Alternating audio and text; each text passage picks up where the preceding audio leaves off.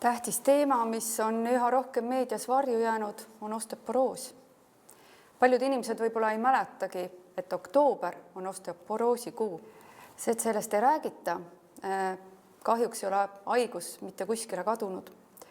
Tegelikkuses kimbutab osteoporoos üha rohkem inimesi kui iial varem.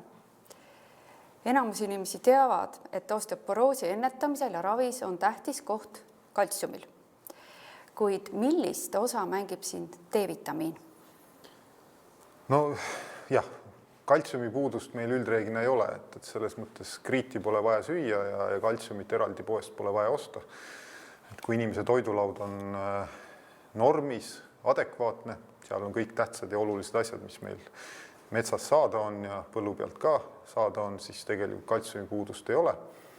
Meil on puudus sellest tähtsast hormoonist, mille nimi on siis D-vitamiin, mis siis transpordib seda kaltsiumit õiges suunas. Seda puudust kompenseerida praktiliselt ei ole võimalik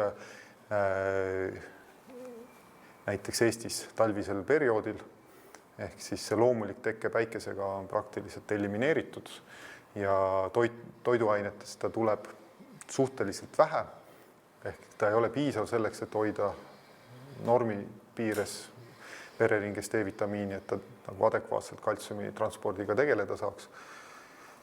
Ja see on siis nii-öelda selline riskifaktor, mis siis aastakümnetega põhjustab meil tasapisi luude hõrenemise.